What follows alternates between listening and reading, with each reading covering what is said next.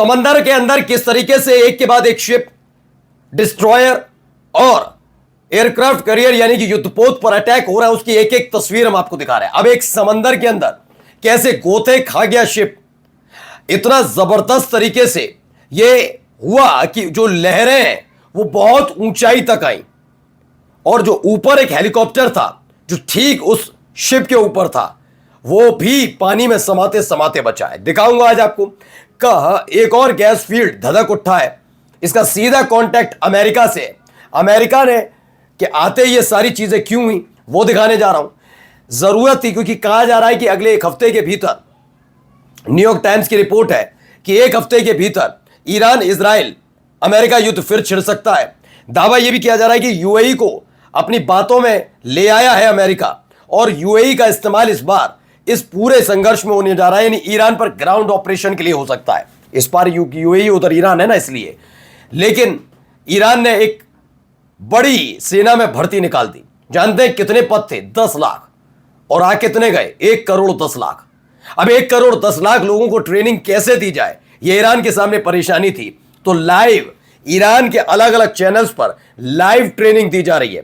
यह बहुत जरूरी है आज आपको दिखाना कि ईरान ने इस बार क्या क्या किया जा सकता है, कैसे कैसे किया जा सकता है। एक एक चीज खोली है और दिखाता हूं कि यूएई चाहे कुछ भी करे, लेकिन यूएई और कुवैत दोनों को बड़े मोहब्बत के साथ समझा दिया, संदेश पहुंचाया है ईरान ने। और एक और खाड़ी देश ने अमेरिका के मिलिट्री बेस को खाली कराने का ऐलान कर दिया। नमस्कार, मैं हूं प्रज्वल गौतम और आप देख रहे हैं न्यूज सर्किल। पहले एक खबर निकल कर आई, खबर देखिए कितना जबरदस्त झोंका आएगा, देखिएगा।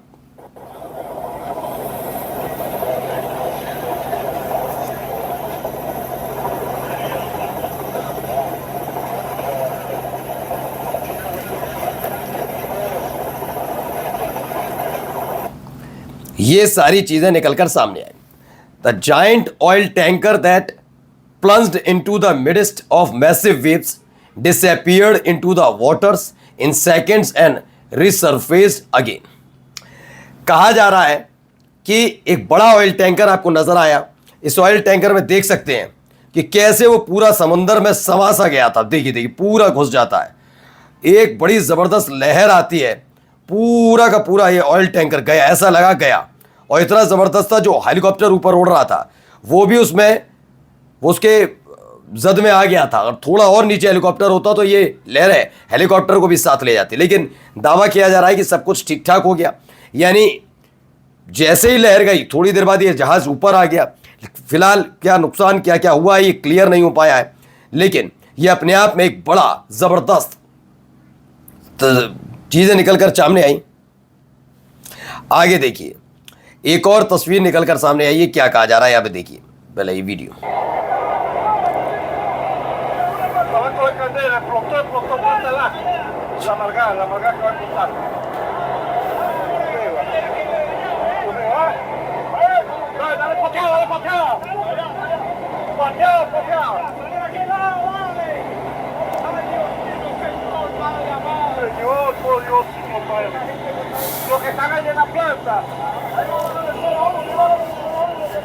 ये देख रहे हैं समंदर और समंदर के उस पार आग।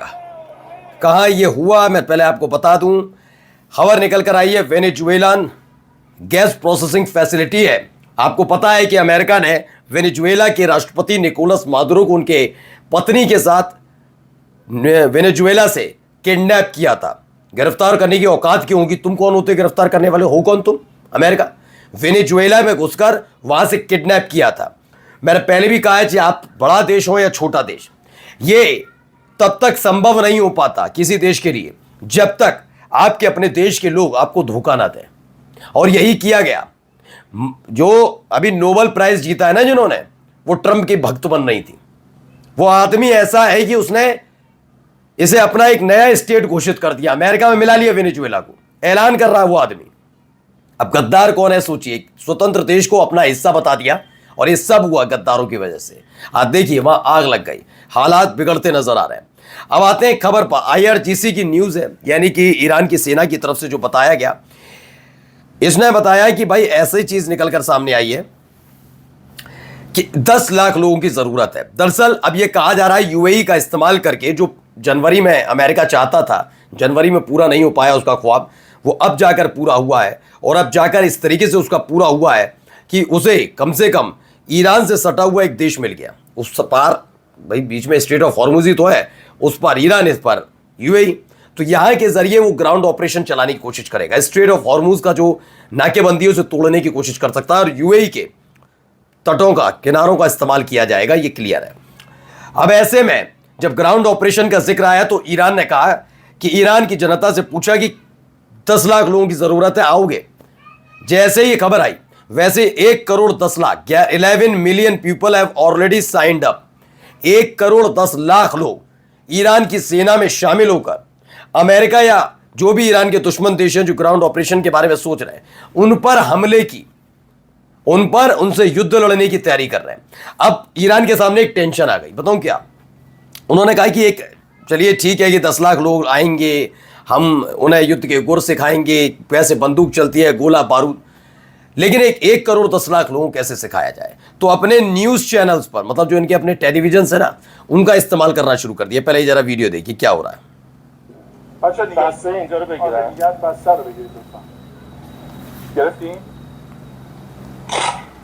فشنگ افتاد یعنی نیازی برای بار بعدی نیستش حالا بچه کنید بچه کنم یه گلوله داریم؟ نداریم داریم؟ 2 تا گذاشتم مطمئنی؟ امتحان کنید देखिए امتحان کنم؟ چیکار کنم؟ امتحان کنید خب سید अब देखिए Iranian state TV showing how use AK-47।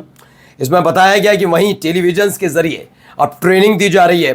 Iran के स्टेट टीवी ने कैसे AK-47 को लोड किया जाता है, कैसे उसकी जो चीज़ें होती हैं प्रक्रिया, वो कैसे फायर किया जाता है, fire it live in studio as preparation for US ground invasion, यानी घुसपैठ को लेकर। अब आइए एक और खबर। खामनेई के एडवाइजर हैं, उन्होंने यूएई और कुवैत को सीधे सीधे वार्न कर दिया, चेतावनी दे दी है। क्या है? Over hosting US basis.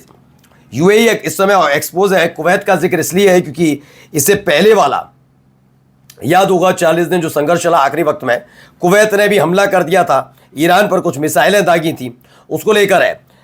Kuwait के बाद ये यूएई दूसरा खाड़ी देश है जो एक्सपोज हुआ कि कैसे अमेरिका की शय पर, अमेरिका के कहने पर वो अपने देश का इस्तेमाल करने दे रहा है। जो कल तक सवाल पूछ रहे थे कि यूएई पर अटैक क्यों कर रहा है ईरान, जवाब मिल गया। यूएई पर्दे के पीछे रहकर गद्दारी कर रहा था, इसीलिए। अब देखिए यूएई और कुवैत दोनों के बारे में सीधे सीधे आदेश जारी कर दिया गया है कि आदेश क्या, चेतावनी दी गई है, कहा गया है कि अमेरिका की मेजबानी बंद कीजिए। उधर ये कहा, इधर विदेश मंत्री का बयान आ गया कि बोरिया बिस्तरा उठाओ अमेरिका के सैनिकों, हमारे देश से निकल जाओ।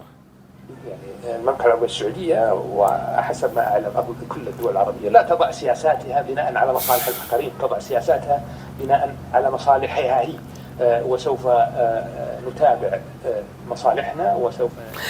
तो सऊदी अरब के फॉरेन मिनिस्टर हैं, विदेश मंत्री हैं Prince Faisal bin Farhan. The era of being dependent on the US has ended. While Trump cannot even protect his own country, how can he protect us? उन्होंने कह दिया भैया ये डिपार्टमेंट जो है यूएस के साथ, हमारा सब खत्म, अब खुद इंडिपेंडेंट होंगे।